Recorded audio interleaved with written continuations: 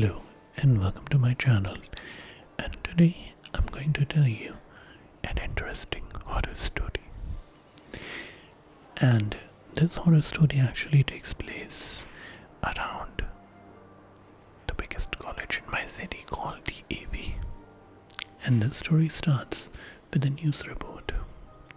So recently in a local newspaper there was this report that 5 kilometers away from the DAV college, the police find an underground secret lair like a cave in which they found bodies of multiple men and women who are college going age. At first it was believed that all of them had died, but they later on found out that the bodies, all of them had a pulse.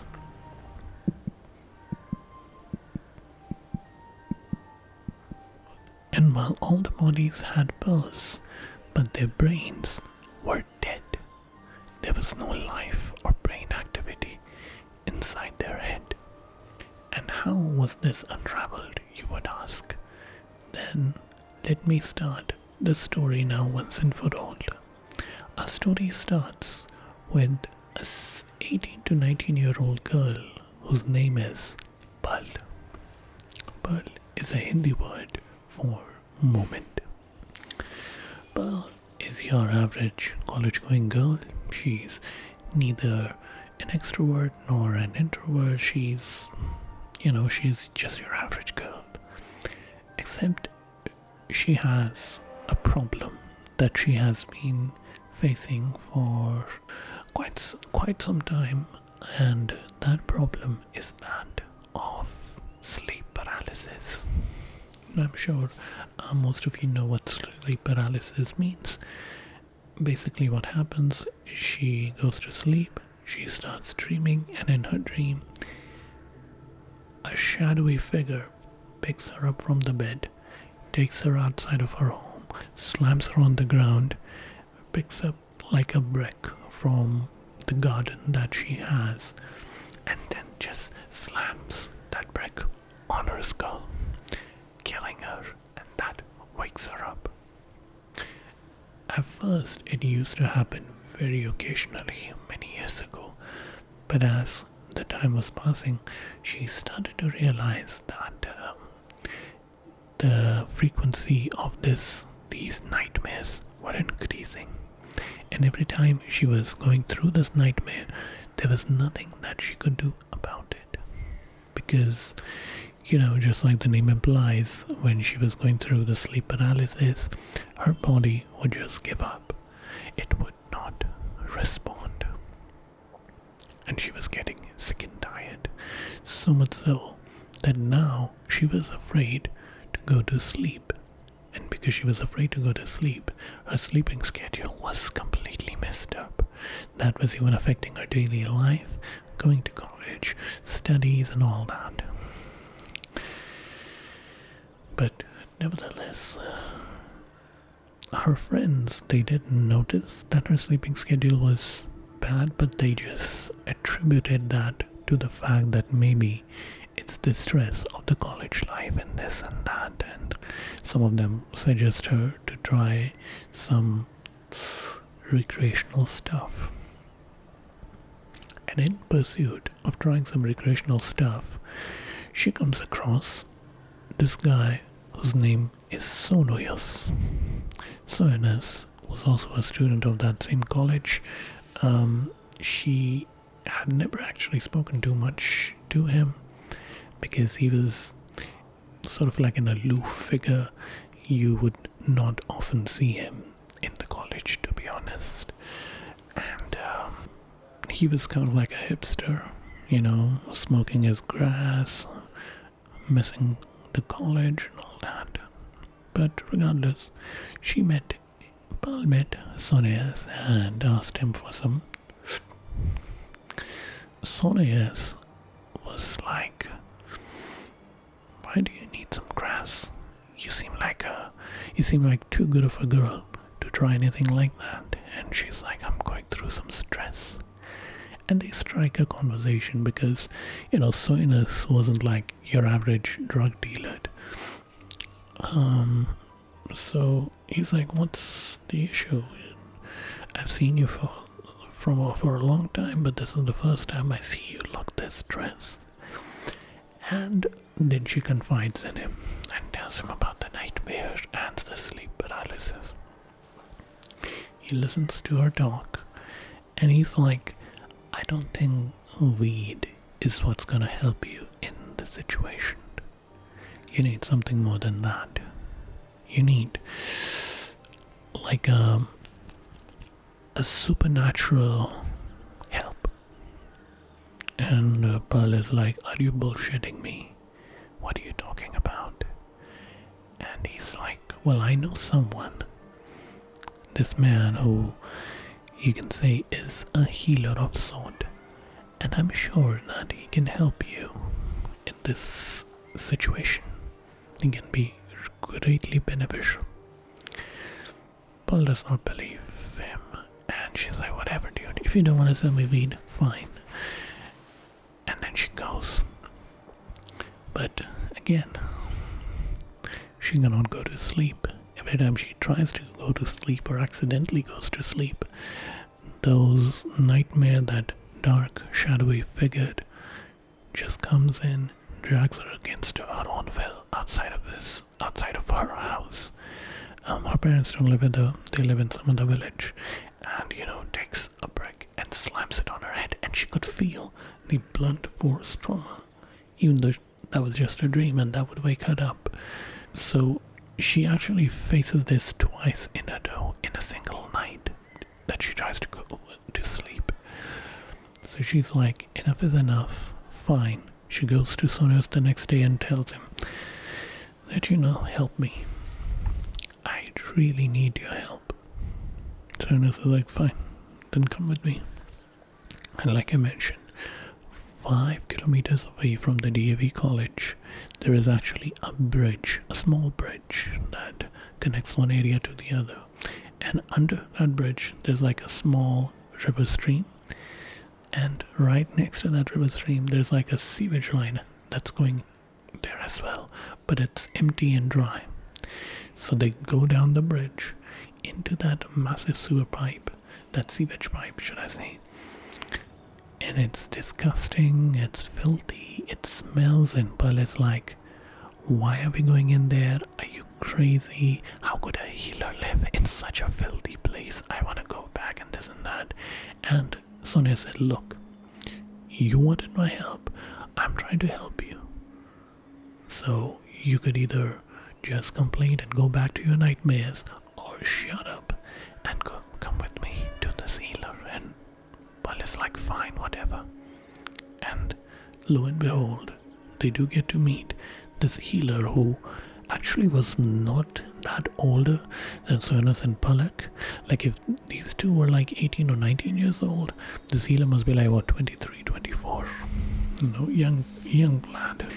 So this young bloke makes them both sit down, and he throws like some incense smoke on their way to calm their nerves. And then he says, tell me, child, what is the problem that you're facing? Even though he was not that older than her. And then she tells him slowly and steadily about all these problems. He listens to all of that very patiently, and then he's like, all right, I'm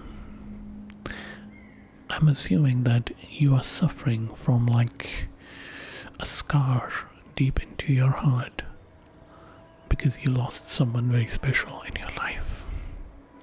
And she's dumbfounded. And then he says, was it your brother that you lost? And she's like, oh my god, yes it was. How do you know this and that? And so then she says that yes, I lost my brother when I was like 7 or 8. And her brother was like 15 and 16. And one night, it was like a marriage anniversary of their parents, he decided to sneak out with his sister, took their car. It was a small like hunchback car called Maruti 800, and They both went on like a late night speed drive, you know, overlooking the sky and the moon and the stars.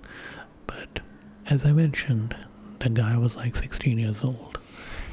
He was speeding too much, could not control the vehicle.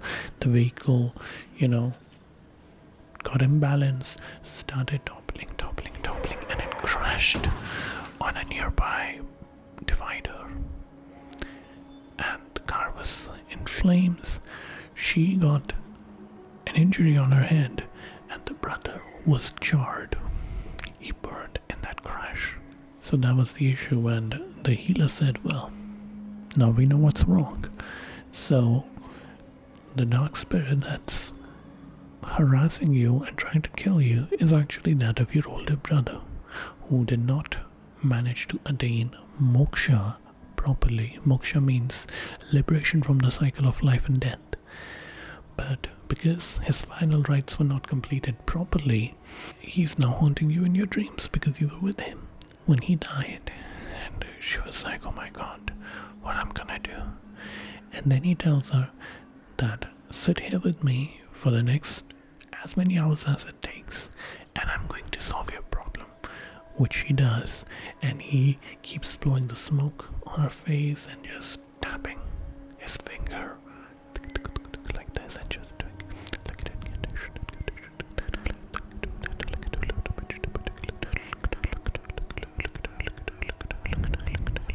just like that. And he's, after like I think 2 or 3 hours, he said, you're good to go. Now no dreams, nightmares, or dark spirit is going to haunt you. She went back home, fell asleep, and it actually worked. Except the fact that now, when she went to sleep, her mind was blank. There were no dreams. The first few nights, it was fine, but after a while, it's kind of weird to say, but she sort of got used to seeing dreams to get into the deep sleep status, which I guess is not super uncommon. And because she was not seeing any dreams at all, her mind was completely blank. She could not get that good sleep. She was relieved that there were no nightmares, but she did not wanted her mind to be completely rid of dreams. She just wished to have happy dreams, nice dreams, good dreams. So this time she went back again to the healer after a week, I suppose, and the healer asks, does the dark spirit like harass you again? And she says, no, it does not, but I miss dreaming. I want to dream again. And the healer says, well, the reason why you cannot dream again is because your dreams are haunted by the dark spirit of your brother. So if I give you the ability to dream, then, the same cycle will continue. But she tells him again, I'm not able to sleep either way, so I don't know what to do. And then healer thinks and thinks and thinks, and then eventually he's like, you know what, I'm going to send a guardian soul into your dream so that the next time the dark spirit tries to mess with you, your guardian soul will take care of you. She goes back home, and the night falls asleep, and the nightmare begins yet again. The dark spirit drags her from her bed by her ankle, just dragging her through the floor as she just, is beating and screaming and trying to ask for help.